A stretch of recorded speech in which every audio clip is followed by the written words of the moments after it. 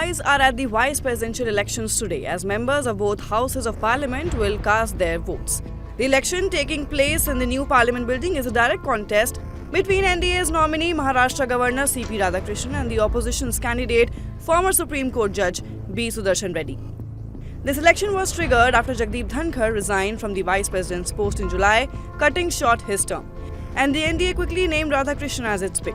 But what are the reasons behind picking Radhakrishnan? Well, let's break it down. First up is that Radhakrishnan is very close to RSS. He has been associated with the RSS since age 16 and is seen as ideologically grounded. He is the former member of the Bharatiya Janata Sangh, which was the predecessor of the BJP. Further, Radhakrishnan is considered to be non-controversial, someone who is less likely to provoke strong opposition. Moreover, picking Radhakrishnan is being seen as a move to appease the RSS, which has had tensions with the BJP recently. The second reason seems to be targeting South India. Tamil Nadu is a key southern state where BJP wants to expand. Therefore, picking a Tamil Nadu leader signals inclusiveness and regional outreach. Radhakrishnan hails from the Congo belt, which is a politically crucial region in the state. Therefore, his nomination will help boost BJP's alliance with the AIADMK ahead of the 2026 Tamil Nadu Assembly elections. Moreover, Radhakrishnan belongs to the OBC Grounder caste, which is aligned with the AIADMK. Therefore, sending an OBC to the VP's office supports the BJP's inclusive Hindutva narrative.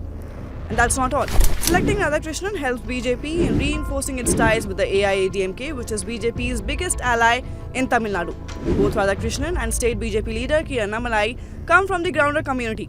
Therefore, it is being seen as a signal of political respect and alliance stability. Further, BJP's this decision also puts DMK in a political dilemma. DMK, which is part of the India bloc, must vote against a fellow Tamil just before state elections, and that could backfire politically in Tamil Nadu, where regional identity matters deeply. Today, MPs from both Lok Sabha and Rajya Sabha are voting in the new parliament building. Counting begins at 6 p.m. with results expected by late evening. If elected, C.P. Radhakrishnan would be the first vice president from Tamil Nadu in recent history.